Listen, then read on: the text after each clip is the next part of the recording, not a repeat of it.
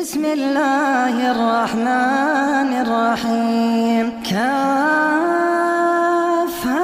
يا عين صاد. ذكر رحمة ربك عبده زكريا إذ نادى ربه نداء خفيا قال رب إني وهن العظم مني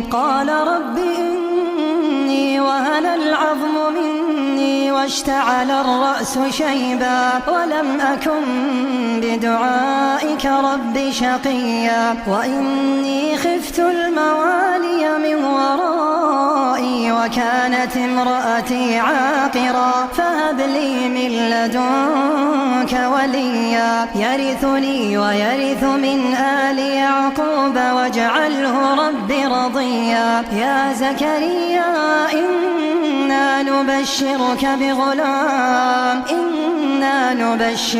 بغلام اسمه يحيى لم نجعل له من قبل سميا. قال رب أنى يكون لي غلام وكانت امرأتي عاقرا وقد بلغت من الكبر عتيا. قال كذلك قال ربك هو علي هين وقد خلقتك من قبل ولم تك شيئا. قال رب اجعل لي آية. قال آيتك ألا تكلم الناس 3 ليال سويا. فخرج على قومه من المحراب فأوحى إليهم أن سبحوا بكرة وعشيا. يا يحيى خذ الكتاب بقوة وآتيناه الحكم صبيا وحنانا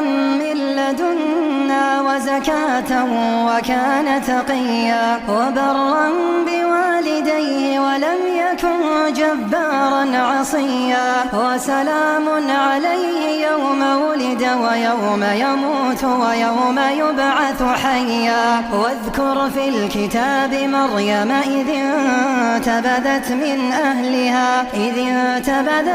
أهلها مكانا شرقيا فاتخذت من دونهم حجابا فأرسلنا إليها روحنا فتمثل لها بشرا سويا. قالت إني أعوذ بالرحمن منك إن كنت تقيا. قال إنما أنا رسول ربك لأهب لك غلاما زكيا.